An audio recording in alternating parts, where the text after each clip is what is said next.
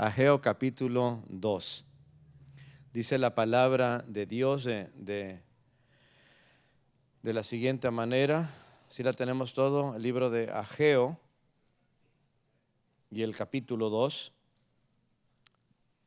Quiero dar lectura desde el versículo 1 y dice así la escritura. En el mes séptimo, a los 21 días del mes, vino palabra de Jehová por medio del profeta Ageo, diciendo: habla ahora Zorobabel, hijo de Salatiel, gobernador de Judá, y a Josué, hijo de Josac, sumo sacerdote, y al resto del pueblo, diciendo, versículo 3, ¿quién ha quedado entre vosotros que haya visto esta casa, es decir, este templo, en su gloria primera? Eso fue en los días de Salomón, ¿verdad? ¿Y cómo la veis ahora? Es una pregunta comparando el primer templo, en los días de Salomón, y este segundo templo. ¿No es ella como nada delante de vuestros ojos? Pues ahora, Zorobabel, esfuérzate, dice Jehová. Esfuérzate también, Josué, hijo de Josadac, sumo sacerdote, y cobrad ánimo, pueblo de toda la tierra, dice Jehová, y trabajad, porque yo estoy con vosotros, dice Jehová de los ejércitos. Según el pacto que hice con vosotros cuando salisteis de Egipto, así mi espíritu estará en medio de vosotros. No temáis, porque así dice Jehová de los ejércitos. De aquí a poco yo haré temblar los cielos y la tierra, el mar y la tierra seca, y haré temblar a todas las naciones, y vendrá el deseado. Ese es Jesucristo. Vendrá el deseado de todas las naciones, y llenaré de gloria esta casa, ha dicho Jehová de los ejércitos. Mía es la plata y mío es el oro, dice Jehová de los ejércitos. La gloria postrera de esta casa será mayor que la primera, ha dicho Jehová de los ejércitos, y daré paz en este lugar, dice Jehová de los ejércitos. El día de hoy quiero retomar un poco el tema del templo. No voy a repetir el mensaje de hace 8 días, pero sí quiero hacer mención en los primeros minutos, porque hay aplicaciones que van a ser de mucha edificación para nuestras vidas si ponemos atención a la palabra de Dios. ¿Cuántos han venido con el deseo de escuchar la palabra? Ah, qué bueno, gloria a Dios. Estamos de nuevo en el libro de Ageo y se acordarán de que el gobernador y el líder de la tribu de Judá se llamaba Zorobabel. Se acordarán de que cuando el pueblo de Dios había estado cautivo en un lugar llamado Babilonia, a los 70 años empiezan a regresar. ¿Y por qué empiezan a regresar? Bueno, por 2 razones. Una, porque Ciro, que era el rey de Persia, él dijo que Jehová, el Dios de Israel, había puesto en su corazón de enviarlos y aún de bendecirles con madera y cosas que necesitaran para regresar y reconstruir su ciudad. Esa es una. Y otra, porque se cumplía una profecía que escribió el profeta Jeremías diciendo que a los 70 años de cautiverio Dios traería de regreso a los cautivos judíos a la tierra prometida. Entonces regresaron en 3 olas, y en la primera ola llega Zorobabel. Y cuando Zorobabel lo apunta, el rey de Persia, Sirio, lo apunta a él como gobernador, inmediatamente Zorobabel empieza a reconstruir el templo con la ayuda de un hombre llamado Josué. Él era el sumo sacerdote. Entonces ahora sí eran 2. Era Zorobabel y era Josué. En 2 años hizo lo que era la cimentación o la fundación del templo. Pero como hubo oposición de los samaritanos, se detuvo la obra. Levantaron calumnias contra los judíos, detuvieron la obra, y por 17 años los judíos dejaron de edificar y se dedicaron cada quien a edificar su propia casa, a ver sus propios cultivos, y como que dejaron abandonada la casa de Dios. Hasta que Dios envía a 2 profetas. Uno de ellos es Ageo, cuyo libro es que hemos leído ahorita, lleva su nombre, Ageo, y el otro es Zacarías, que está pegadito, es el libro que le sigue a Ageo en el Antiguo Testamento. Y esos 2 llegan a apoyar a Zorobabel, que estaba construyendo, y animar al pueblo y decirles: hey, ya basta. Todos han construido sus casas, hasta ya le pusieron un segundo piso, creo que hasta garaje tiene, ¿verdad? Como que tuvieran carros, ¿verdad? Todo está artesonado, pero la casa de Dios abandonada. Entonces ya es tiempo a que se dediquen. Bueno, con estos profetas que llegaron, otra vez empiezan a hacer la reconstrucción de este segundo templo, y en 4 años la acabaron. Entonces realmente fueron 2 para la fundación y 4 para las paredes, el techo y todo lo demás. Cuando Babilonia los había llevado como cautivo, para que quede claro, habían destruido la ciudad y habían destruido y quemado el templo. Se llevaron todo el oro, los utensilios que iban a la casa de Dios, y tocaba ahora a los 70 años volverla a construir. Y lo construyen, 2 años el cimiento, 4 años todo lo demás, y ahora ya está listo. Gloria sea a Dios. A Dios le agradó los esfuerzos de Zorobabel de regresar con los cautivos a Jerusalén, también a construir este segundo templo y otra vez a poder reinaugurar la adoración a Dios en este segundo templo. El templo para Dios y en su palabra es de suma importancia. Es súper importante. Estaba tan feliz Dios con Zorobabel que le dio una promesa.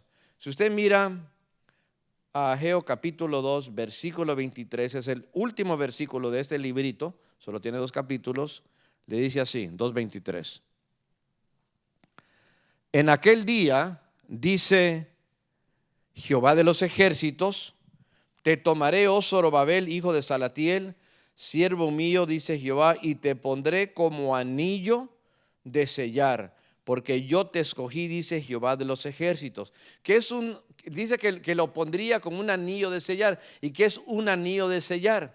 Cuando un rey quería escribir una carta, un edicto importante, quería comprobarse de que él lo había escrito, tenía un anillo con el cual sellaba, ponía su sello, y todo el que leyera y viera el sello diría: esto efectivamente lo escribió el rey. Y entonces era algo de mucha importancia. Y está diciendo: Egipto, compares como el anillo de mi sellar, yo te he escogido. Gloria sea a Dios. Ahora, eso es un poco el repaso de hace 8 días. Ahora quiero entrar, hermanos, a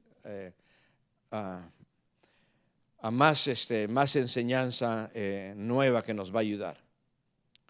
Resulta que cuando se construye el segundo templo, ahí están los hermanos judíos en la congregación, y la situación es un poco rara, porque la mitad de ellos están súper alegres, alabando a Dios, dando gloria, que después de 70 años y que han regresado, han podido construir el templo. Estaban alegres, decían gloria a Dios. ¿Cuándo dicen gloria a Dios en esta tarde? Amén. Pero la otra parte, quizás menos de la mitad, eran personas que habían visto el primer templo, el que Salomón había construido, y no se comparaba este segundo templo con el primero. Y ellos, en vez de alegrarse que por lo menos tenían algo, se entristecieron. Dice la Biblia que hasta estaban llorando, hasta se estaban lamentando. No puede ser, esperábamos algo mejor como en los tiempos de Salomón, y así estaban todos desanimados. Y por eso, en el versículo 3, donde ya leímos, y vuelvo a leer, Dios hace la pregunta: ¿quién ha quedado entre vosotros que haya visto esta casa en su gloria primera? Esa es la casa que había construido, el templo que construyó Salomón, dice, ¿Y cómo la veis ahora, el segundo templo, la que construyó Zorobabel? Mire, ¿cuántos años estuvieron cautivos? 70. Para que lo hubieran visto, digamos, yo me imagino, digamos que hubieran sido niños de 10 años o jóvenes de 20.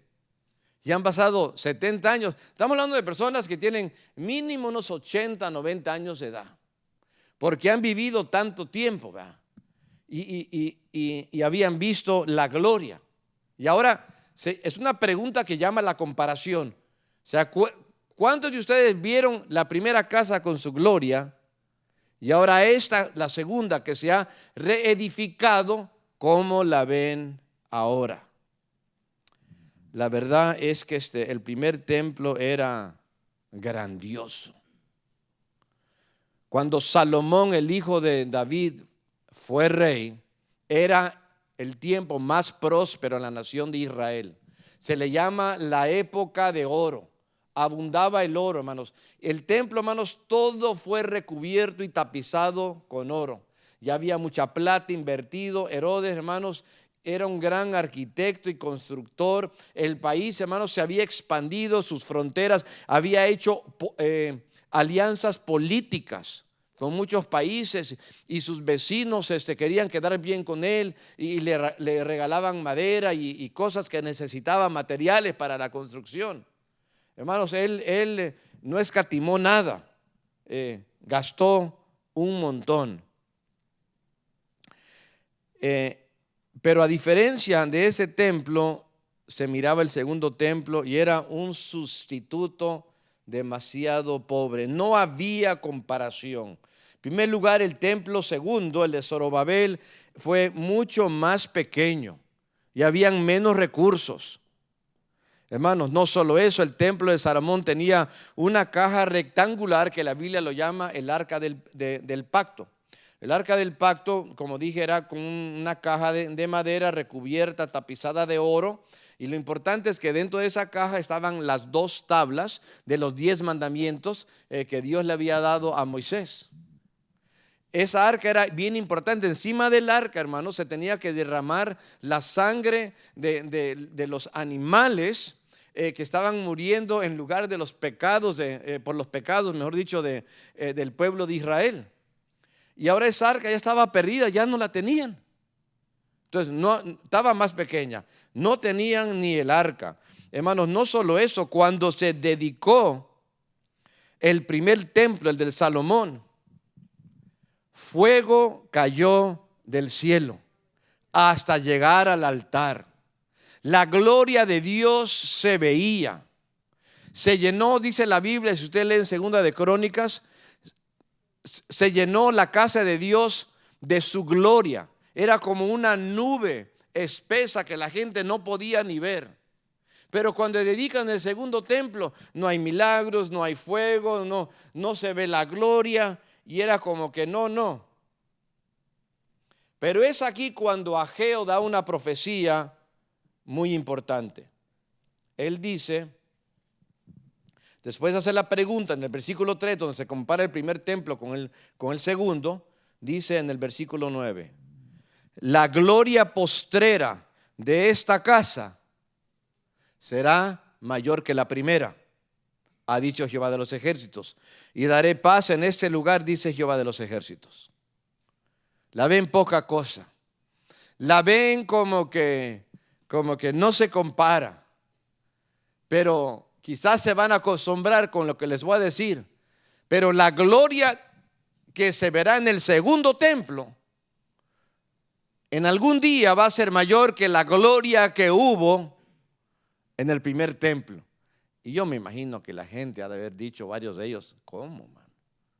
No se compara de ninguna manera. Pero esta profecía se cumpliría 500 años después. Mire cómo dice el versículo 7 otra vez. Haré temblar a todas las naciones y vendrá el deseado de las naciones y llenaré de gloria esta casa, ha dicho Jehová de los ejércitos. Dios ha prometido que llegaría el deseado de las naciones y que llenaría de su gloria esta casa. ¿Cuándo ocurre esto? Les invito a que me acompañen al Evangelio de Lucas y al capítulo 2 y versículo 22.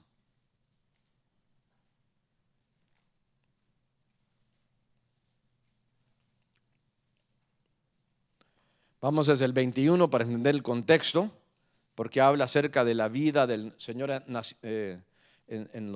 poco tiempo de haber nacido. El 21 dice: cumplidos los 8 días para circuncidar al niño, le pusieron por nombre, ¿cómo le pusieron? Jesús, el cual le había sido puesto por el ángel antes de que fuese concebido. Y cuando se cumplieron los días de la purificación de ellos, conforme a la ley de Moisés, le trajeron a Jerusalén para presentarle al Señor, como está escrito en la ley del Señor: todo varón que abriere la matriz será llamado santo al Señor. 24. Y para ofrecer conforme a lo que se dice en la ley del Señor, un par de tórtolas o 2 palominos. Y aquí había en Jerusalén un hombre llamado Simeón, y este hombre justo y piadoso esperaba la consolación de Israel, y el Espíritu Santo estaba sobre él. Y le había sido revelado por el Espíritu Santo que no vería la muerte antes de que viese al ungido del Señor. Y movido por el Espíritu, ¿vino a dónde? Oh, llegó al templo. Es el mismo templo. Ese es el segundo templo. Todavía estaba en pie.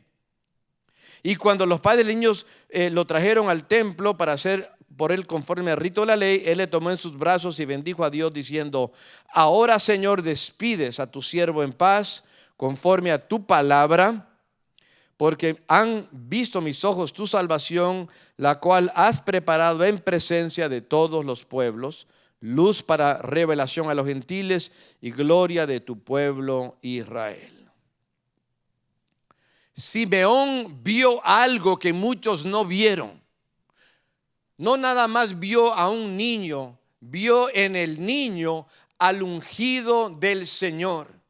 Lo había esperado toda la vida, le había pedido al Señor que no le permitiera morir hasta que sus ojos lo vieran. Y cuando lo ven, primeramente dice que el Espíritu lo mueve hacia el templo donde está José y María, llevando al niño Jesús a presentarlo en el templo. Y cuando lo ve, lo toma en sus brazos. Señor, ahora despide a tu siervo en paz. Ya lo he visto con esto, ya. Fue mi razón para vivir, mi razón para ministrar. Ya llévame a tu presencia. Llegó el deseado de las naciones, y la gloria de la segunda casa llegó a ser mayor que la gloria de la primera casa. Porque lo que importa de la casa o del templo no es el oro o la plata, no es el tamaño, no es la calidad de trabajo que hizo el arquitecto, o el tipo de material que ocupó, o cuánto se gastó. Lo que más importa, hermanos, es la gloria de Dios. Y ahí había llegado Jesucristo, aleluya. Y cuando Cristo llega a un lugar, Él lo cambia todo. Cuando Él llega a nuestras vidas, nos transforma. Cuando Él llega a la familia, trae reconciliación. Cuando Él llega a personas que están enemistadas, Dios hace la obra, bendito sea su nombre. Quiero seguir comentando a lo largo de la predicación acerca de la relación entre Jesucristo y el templo. Porque como dije, desde el principio para Dios siempre el templo era y es muy importante. Y aunque Dios en un principio dejó que el primer templo del Salomón fuera destruido por la desobediencia de Israel, a los 70 años la vuelve a edificar. Y luego llega el momento que llega el deseado de las naciones, Cristo, al templo. Es el mismo templo de Zorobabel, existe como del año 536 antes de Cristo. Llega el tiempo de Cristo, Cristo nace y en ese templo entra Cristo. Ahora les invito a que me acompañen ahí mismo en el capítulo 2 de San Lucas y vamos a llegar aquí al versículo 43. Habían estado pues en la fiesta de la Pascua, habían estado en Jerusalén, dice el versículo 41, 42, y luego dice: a regresar ellos, se refiere a José y María, dice, acabada la fiesta se quedó el niño Jesús en Jerusalén, sin que lo supiesen José y su madre. Y pensando que estaba entre la compañía, anduvieron de camino un día y buscando entre los parientes y los conocidos, pero como no le hallaron, volvieron a Jerusalén buscándole. Y aconteció que 3 días después lo hallaron, ¿dónde? En el templo, mano. Estaba en el templo.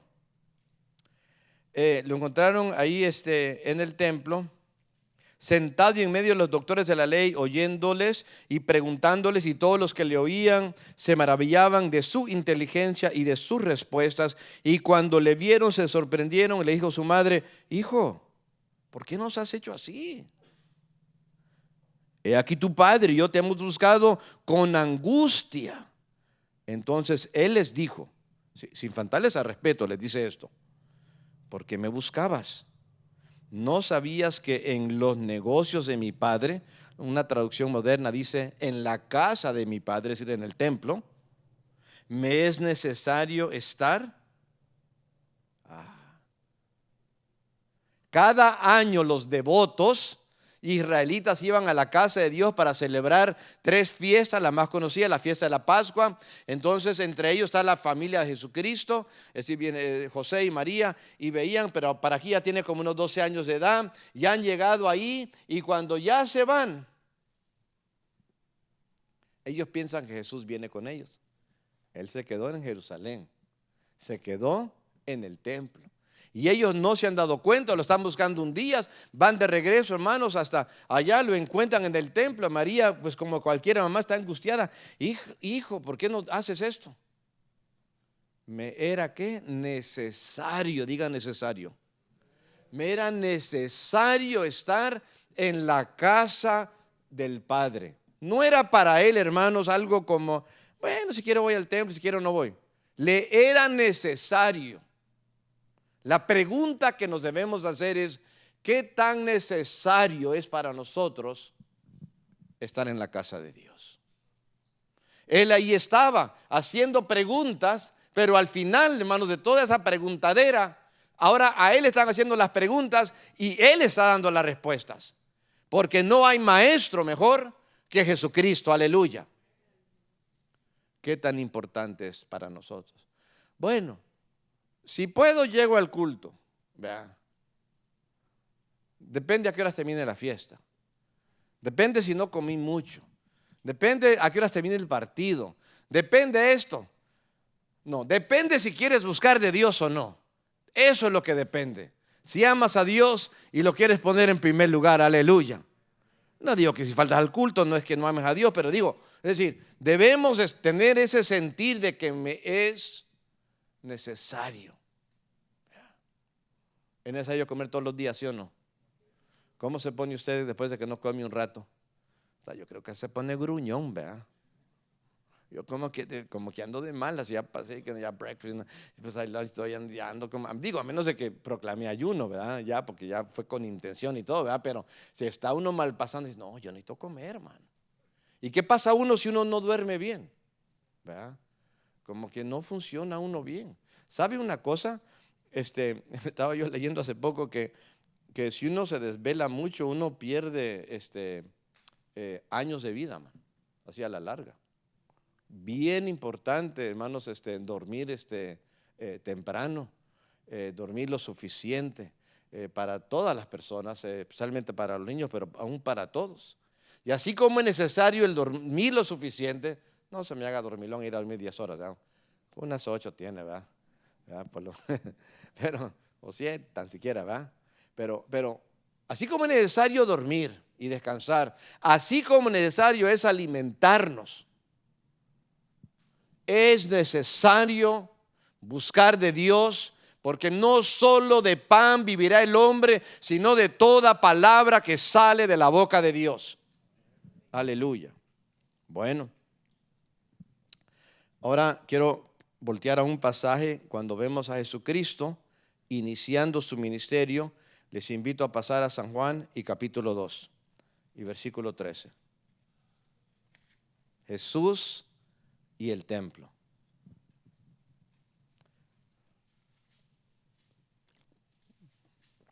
Dice el versículo 13, estaba cerca la Pascua de los judíos y subió a Jesús a Jerusalén. Él era un devoto judío y él observaba estas fiestas religiosas. Y halló en el templo a los que vendían bueyes y ovejas y palomas y a los cambistas ahí sentados. Y haciendo un azote de cuerdas echó fuera del templo a todos y las ovejas y los bueyes y esparció las monedas de los cambistas y volcó las mesas y dijo a los que vendían palomas: quitad de aquí esto y no hagáis de la casa de mi padre casa de mercado. Entonces se acordaron sus discípulos de que está escrito en el Antiguo Testamento, ¿verdad? El celo de tu casa me consume. Y los judíos respondieron y le dijeron: ¿qué señal nos muestras ya que haces esto? Así, ¿con qué autoridad? Versículo 19. Respondió Jesús y le dijo: destruid ese templo y en 3 días lo levantaré. Y dijeron luego los judíos: en 46 años fue edificado ese templo y tú en 3 días lo levantarás. Mas él hablaba del templo de su cuerpo. Ahora, Cristo estaba por iniciar su ministerio, apenas lo estaba iniciando, y quería ver cómo estaba la vida religiosa o la vida espiritual del pueblo. Entonces él quiere llegar al templo a ver qué está pasando, y cuando él llega ahí, hermanos, ve pura vendedera. Ahora, ahí estaban vendiendo animales y cambiando diferentes clases de moneda, pero no con el fin de apoyar a los misioneros. No con el fin de apoyar a unos adolescentes que van a una conferencia cristiana. No. Sino que, hermanos, el sacerdote del templo era su business. Era su negocio. Lo que él vendía, hermanos, él se lo clavaba y era para él y para su familia. Y los que vendían se quedaban con algo y él se quedaba con su tajada. Era puro negocio. No era para avanzar la obra de Dios. No era para apoyar algún ministerio que fuera espiritual, no, hermanos. Era pura venta y pura tranza, como dicen, hermanos. Porque miren, llegaban de lejos judíos, incluso judíos expatriados, es decir, que vivían fuera de la patria. Se habían algunos quizás en diferentes países europeos, unos hasta por África. Saben que para llegar al templo, para esa fiesta, tienen que ofrecer un sacrificio de un animal. No van a venir llegando desde Europa con un corderito, llevándolo quién sabe cuántos cientos o miles de kilómetros, sino que llegando a Jerusalén, ahí lo van a comprar. Para poderlo comprar necesitan moneda nacional y ellos traen dinero de otros países de donde vienen, tienen que hacer el cambio. Entonces, los que vivían por ahí y habían hecho trato con el sumo sacerdote, dijeron: no, pues ahorita los robamos, mano. Aunque este corderito cueste, no sé cuánto costaría, voy a decir, no, $100, le vamos a cobrar unos 500, mano. ¿Ya? Y no solo eso, tienen que cambiar moneda. ¿A cómo está el peso mexicano ahorita? ¿El dólar? 16, ¿verdad? Yo me imagino, no, ¿quieres pesos? Dices, te doy 10. Dame el dólar, te voy a dar 10 por cada. Y si quieres. Y si no, no vas a poder comprar ningún animal, no vas a poder hacer sacrificio, tu relación con Dios no va a estar bien. ¿Para qué viniste de tan lejos? Y estos devotos que venían de lejos no les quedaba de otra más. Compraban carísimo y los estafaban con las monedas. Y Jesucristo ve todo eso, hermanos, y se enoja. Hace un azote de cuerdas. Es un enojo, pero está medido, se controla. Se controla, se da el tiempo para hacer el azote, ¿verdad? Está ahí, ¿verdad? Y los echa fuera. los animales, las ovejas, los bueyes, esparce las monedas. Ay, mis monedas, recógelas del piso si quieres, digamos. Pero lo tiró, volcó las mesas, hermanos, y le dicen, quiten esto de aquí, no hagan de la casa de mi padre, no hagan del templo de mi padre una casa de mercado. ¿Sabe por qué? Porque tenía celo por la casa de Dios. Se cumplía la escritura del Antiguo Testamento: el celo de tu casa me consume. Para Dios debemos de hacer lo mejor, debemos de dar lo mejor, debemos de buscarle lo mejor que nosotros podemos hacer. Tenemos que tener celo en la obra de Dios. Aleluya. No es como que nada, pues es para la iglesia, ahí como salga.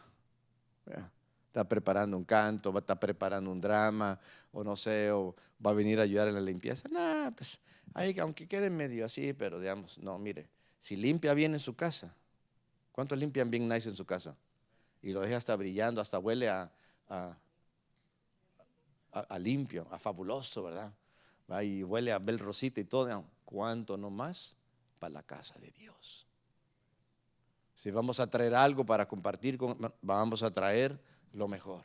Si traemos una ofrenda al Señor, un diezmo, lo traemos con celo, con devoción a Dios. Amén, hermanos.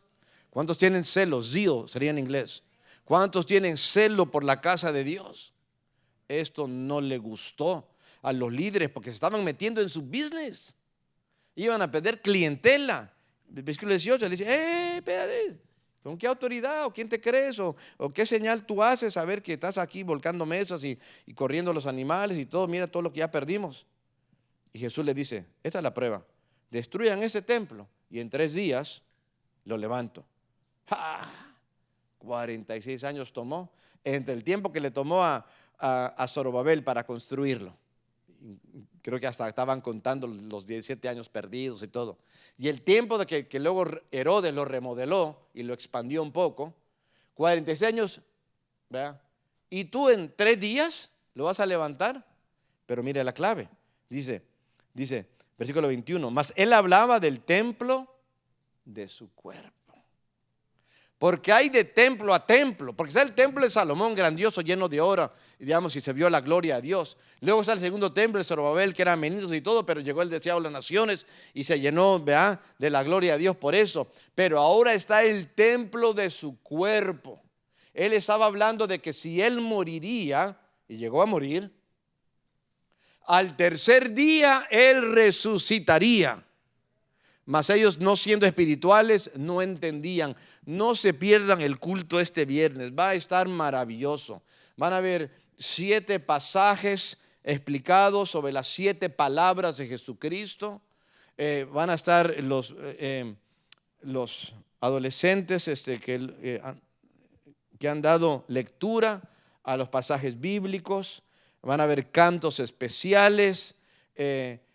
Y ahí vamos a estar repasando cómo el templo, me refiero al cuerpo de Cristo, muere. Y luego el domingo celebramos que Cristo resucitó. Aleluya. Entonces aquí hemos visto cómo Cristo llegó al templo de niños, lo trajeron José y María, cómo se quedó en el templo como adolescente, y luego cómo se lleva a cabo la primera purificación. Porque hay 2 que se menciona en la Biblia, no son las mismas. Déjenme compartirle un poco la segunda. Acompáñenme al Evangelio de Lucas, capítulo 19.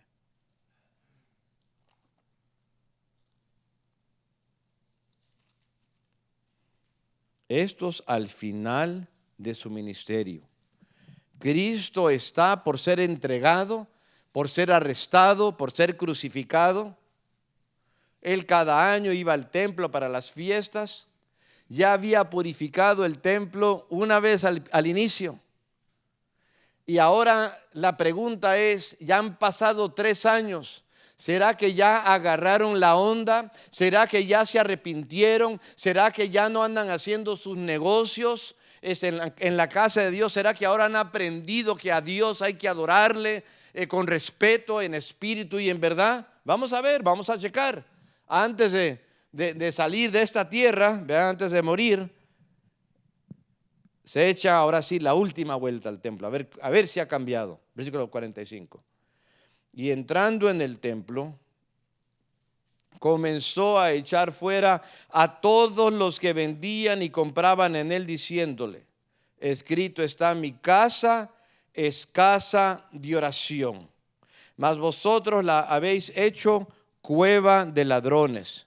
Y enseñaba cada día en el templo. Pero los principales sacerdotes, los escribas y los principales del pueblo procuraban matarle y no hallaban nada que pudieran hacerle, porque todo el pueblo estaba suspenso oyéndole. Entra al templo, hermanos, y siguen igual, hermanos. Siguen iguales de pecadores, de religiosos, de materialistas. No iban a adorar a Dios, nada más iban a hacer dinero. Entonces otra vez los echa fuera, los que venden y los que compran. Y luego dice estas palabras: mi casa es casa de oración.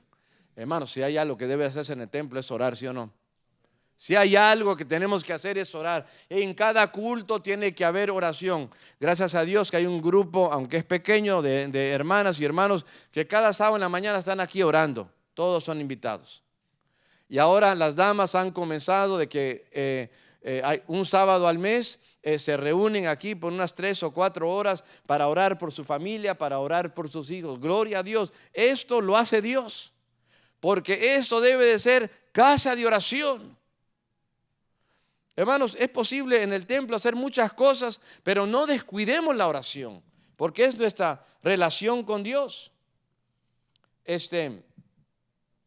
Les ha dicho, es casa de oración, pero ustedes la han hecho cueva de ladrones, porque están haciendo lo mismo, estafando a la gente, vendiéndole productos a un precio altísimo. ¿Usted alguna vez ha estado en alguna situación cuando usted le toca comprar algo que tiene, digamos, un valor, pero quizás está usted en un lugar donde no hay más opción y se lo están vendiendo a 3, 4, 5 veces más de lo que usted sabe que vale? Vean, uno dice, ni modos, man, me tienen atrapado, ¿dónde más voy? Vean, no hay de otra. Y así los tenían a ellos.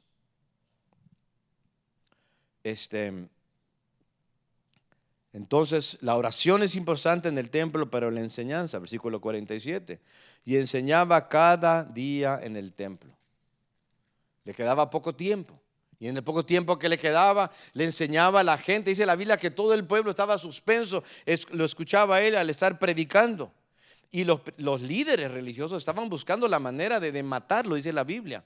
Pero no podían porque toda la gente estaba a favor de él escuchando lo que él enseñaba. Sabe que alrededor de Jerusalén especialmente habían muchos soldados romanos guardando la paz, porque los hebreos o los judíos tenían la fama de ser un pueblo rebelde, de ser un pueblo revoltoso, que no se quería sujetar a Roma.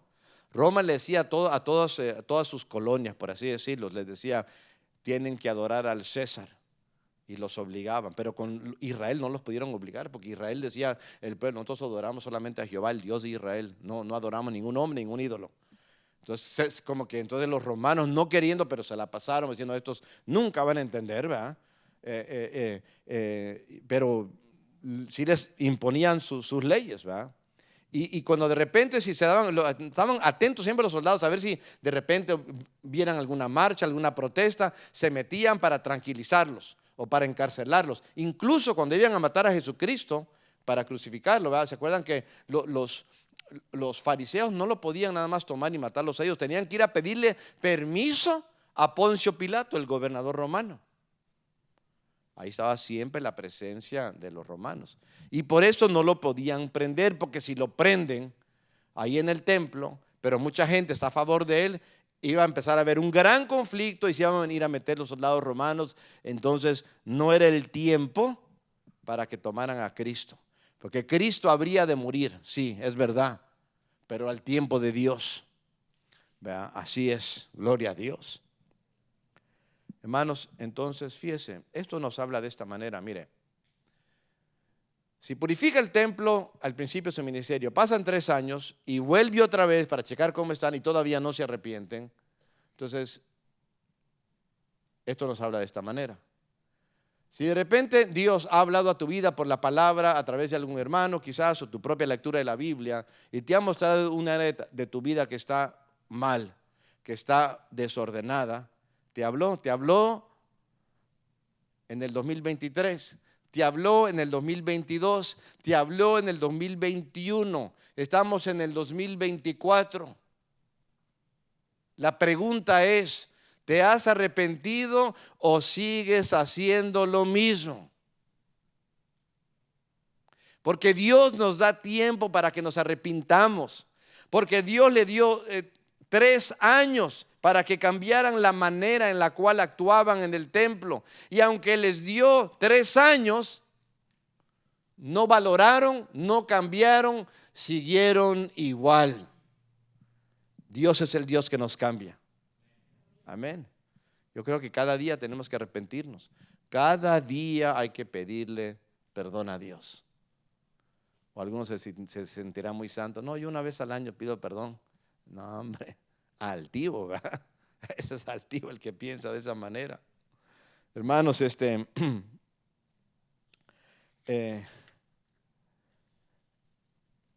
quiero ir a un último texto en esa predicación. Se encuentra en el capítulo 24 del Evangelio de Mateo. Mateo 24, versículo 1 y 2.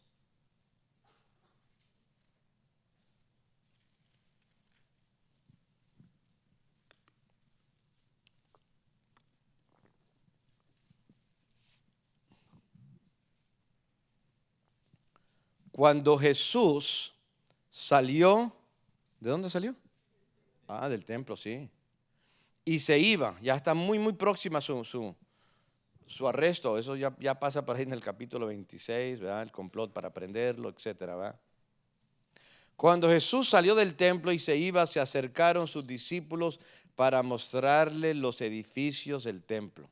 Mire, han ido, se fueron ahora sí como que de viaje, por así decirlo. Los discípulos con él y salen, wow, eso estuvo bien tremendo. Como cuando se ha ido su familia, se fue a Wisconsin o se fue a ver algo, fueron y van saliendo, no, hombre, eso estuvo bien padre, estuvo bien tremendo. Señor Jesucristo, no, ¿qué le pareció ese templo? ¿Verdad? Gloria a Dios. Estaban ellos, hablando de la hermosura del templo. ¿Y cómo responde Cristo? Versículo 2. ¿Veis todo esto? De cierto les digo que no quedará aquí piedra sobre piedra que no sea derribada. Hermanos, ellos se espantaron.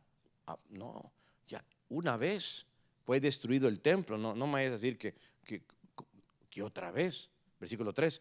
Estando él sentado en el monte de los olivos, los discípulos se le acercan aparte. A ver, cuéntanos aquí nosotros, aquí, entre nos.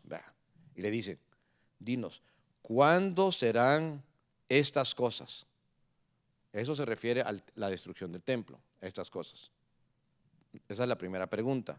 La segunda es, ¿y qué señal habrá de tu venida? La segunda pregunta. La tercera pregunta, y del fin del siglo. Porque son 3 eventos diferentes. No me da tiempo a hablar ahorita acerca de su venida y del fin del siglo, pero nada más quiero terminar con la destrucción del templo. Cristo vivió aquí en la tierra unos 33 años y casi 40 años después, exactamente en el año 60, se levanta un general romano llamado Tito. Su papá había sido general antes que él y él trató, hermanos, de acabar con los judíos, aunque eran pocos en número, pero eran bien como aguerridos y eran bien fuertes y no desistían. No pudo. Y le tocó al papá de Tito ahora llegar a ser emperador y ahora su hijo llamado Tito, le toca a él. Y él viene con esas ganas como diciendo, lo que no pudo hacer mi papá lo voy a hacer yo. Yo sí voy a acabar con ellos. Llegó con 60,000 soldados. Llegó con equipo militar muy avanzado. Digamos, no era como, ahora sí otra vez, como David contra Goliat, por así decirlo. 4 años tratando de destruirlos y no pudo. Hasta que al final, hermanos, los masacró, los mató y luego los expulsó. Los que quedaron vivos los expulsó de Israel. Y por eso hay tantos israelitas en todo el mundo. Por eso, hermanos, por ejemplo, hay apellidos israelitas como por decir Pérez. Todo lo que termina con EZ, ¿verdad? Y hay diferentes apellidos. En América Latina hay judíos en Rusia, hay en Europa, en diferentes lugares. No solo porque los romanos los expulsaron, los asirios lo habían expulsado antes, los babilonios cuando se los llevaron, etcétera, hermanos. Hay judíos en todo el mundo. Pero en estos últimos tiempos han estado regresando a Israel. Eso será tema de predicación para otro día. Pero hablando de lo de ahora, hermanos, lo que les quiero decir, hermanos, que destruyeron Jerusalén y destruyeron otra vez el templo. Otra vez, ya van 2. No puede ser. La primera, los babilonios lo destruyeron. 70 años les tomó para reconstruir. Segundo templo lo destruyen los romanos, el general Tito. ¿Y cuántos años han pasado ya? Desde el año 70. Casi 2000 años sin templo. Y sin templo los israelitas no pueden adorar a Dios. Porque ¿cómo van a haber sacrificios donde se derrama sangre para que ellos alcancen el perdón de Dios? Porque el mismo Hebreo dice que sin el derramamiento de sangre no hay remisión, no hay perdón de pecados. ¿Cómo pueden practicar su religión? Realmente no pueden. Lo que tienen que hacer es entregarse a Cristo, aleluya. Porque en Cristo se cumplen todas las profecías. Ahora, la Biblia dice que en un tiempo futuro llegará a haber un tercer templo. Se va a volver a construir, ¿verdad? Pero para eso no hay tiempo el día de hoy. Hoy lo que me toca hacer es cerrar el culto en una oración. Y que meditemos sobre lo que Dios ahora nos ha hablado. Yo le quiero preguntar a usted, y que usted en su corazón, usted lo medite. ¿Qué tanto celo tiene usted por la casa de Dios y por la obra de Dios? ¿Qué tanto amor tiene usted por el servicio, el privilegio de servir a Dios? Hay uno que es mayor que el templo, Él está aquí. En Mateo capítulo 12 habían llegado uno de sus discípulos, varios tenían hambre, pasaron por un campo, había trigo ahí que había crecido, lo agarraron en sus manos, lo desmenuzaron y empezaron a comerlo. Los fariseos luego los criticaron, que mira, están trabajando, es el día sábado, día de reposo, ¿cómo se atreven tus discípulos a estar trabajando? Y Cristo dijo, ¿no se acuerdan en los tiempos de David cuando él iba huyendo porque los enemigos lo estaban persiguiendo? Y ahora los sacerdotes le dieron de comer a David y no pecaron al ayudarle, aunque fue día de reposo. Y ahora uno mayor que el templo está entre ustedes. ¿De quién hablaba? De su propia persona. Porque el templo es un templo, pero hermanos, pero el templo a quien apunta es a Dios. El templo no es más que una sombra que nos señala a la persona al cual nosotros venimos a adorar al templo, aleluya. Él es Dios y para Él nosotros debemos de vivir y a Él honrar. Le voy a invitar a que cierre sus ojos. Gracias, Señor. Gracias, Señor, porque uno mayor que el templo está aquí en esta noche. Y eres tú, oh Dios, y es tu Hijo Jesucristo. Muchas gracias, Padre, por nuestro tiempo estudiando tu palabra. Gracias por el celo que Cristo tenía por la casa de Dios. Gracias, Dios amado, porque Él quería estar ahí orando. Él quería estar ahí, estaba enseñando. Oh Señor amado, gracias. Danos ese amor, danos ese celo, esa preocupación por tu obra. Ayúdanos a ser más espirituales y más cuidadosos. Gracias, Padre, por tu presencia, por tu obra en nuestras vidas. Oh Señor, le dice a Israel 3 años a ver si había cambio en el templo, y no lo hubo. Amado hermano, Dios ha estado hablando a tu vida. Estás cambiando en las áreas donde Él te está hablando. Él te quiere ayudar. Acércate al altar, pídele a Dios: ayúdame, Señor, yo quiero cambiar, yo quiero mejorar. Acércate, puedes pasar aquí adelante. Yo quiero orar por tu vida, para edificarte, para que te fortalezcas, para que Dios te bendiga, que Dios te anime. Dios está contigo, aleluya. El deseado de las naciones está entre nosotros. Bendito eres tú, Señor. Gracias, Dios.